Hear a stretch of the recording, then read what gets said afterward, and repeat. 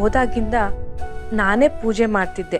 ಆದ್ರೆ ಯಾವಾಗ ಸೌಂದರ್ಯ ಕಾಲಿಟ್ಲೋ ಒಂದಿನನೂ ಕೂಡ ಈ ಗೌರವ ಸಿಗ್ಲಿಲ್ಲ.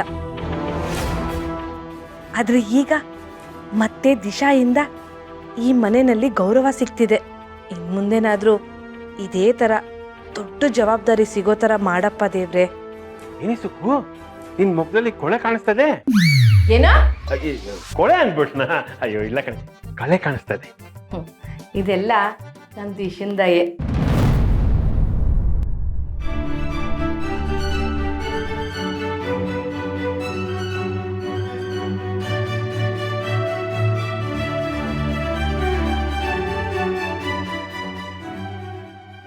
ಜಾಜಿ, ಈ ಎಲೆಕ್ಷನಲ್ಲಿ ಗೆಲುವಾಗ್ಲಿ ಅಂತ ಬೇಡ್ಕೋತಾ ಮಾವನ ಹತ್ರ ಆಶೀರ್ವಾದ ತಗೊಳ್ಳಿ. ಸರಿ ಮೇಡಮ್. ಸರ್, ಗೆಲುವು ನಂದಾಗ್ಲಿ ಅಂತ ಆಶೀರ್ವಾದ ಮಾಡಿ ಸರ್.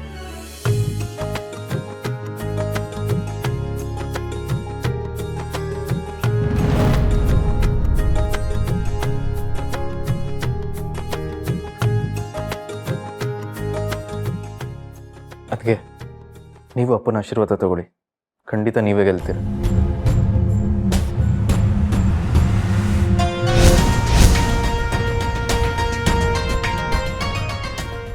ಹೋ ಸೌಂದರ್ಯ, ಕೂಕು, ಅಣ್ಣನ ಆಶೀರ್ವಾದ ತಗೋ, ನೀ ಡೆಫಿನೆಟ್ ಆಗಿ ಗೆಲ್ತೀಯ.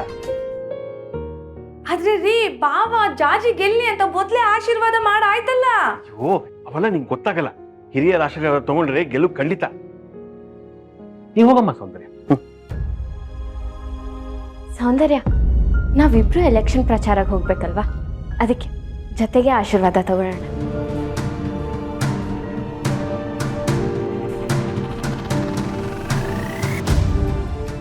ಈ ಎಲೆಕ್ಷನಲ್ಲಿ ಸೋಲು ನಿಂದಾಗ್ಲಿ,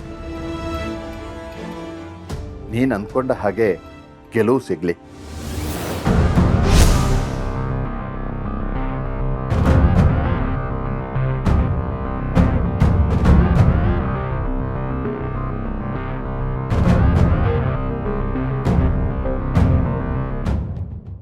ಅಲ್ಲ ಬಾವ, ದಿಶಂಗ್ ಮಾತ್ರ ಆಶೀರ್ವಾದ ಮಾಡಿ ನಮ್ ಸೌಂದರ್ಯಂಗೆ ಆಶೀರ್ವಾದ ಮಾಡ್ಲಿಲ್ವಲ್ಲ?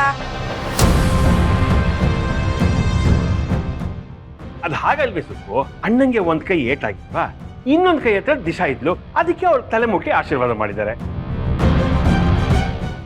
ಅಣ್ಣಂಗೆ ಸೌಂದರ್ಯ ಆಗ್ಲಿ ದಿಶಾ ಆಗ್ಲಿ ಇಬ್ರು ಸೊಸೆ ಅಂದ್ರೆ ಅವರಿಬ್ರ ಮೇಲೂ ಪ್ರೀತಿ ಇದೆ ಕಣೆ. ಇಬ್ರಿಗೂ ಮನ್ಸಲ್ಲೇ ಹರಿಸಿರ್ತಾರೆ ಅಲ್ವಾ ಅಣ್ಣ? ಜಾಜಿ, ಬೇಗ ತಿಂಡಿ ತಿನ್ಬಿಡಿ, ತುಂಬಾ ಕೆಲಸ ಇದೆ. ಬನ್ನಿ ಬನ್ನಿ ಬನ್ನಿ. ಹೇ ಚಿರು, ನಮಗೂ ಟೈಮ್ ಆಯ್ತು, ಹೊರಡೋಣ. ಬಾ ಬಾ ಬಾ ಬಾ. ಹೊರಡೋಣ. ಬನ್ನಿ ಬನ್ನಿ ಬನ್ನಿ.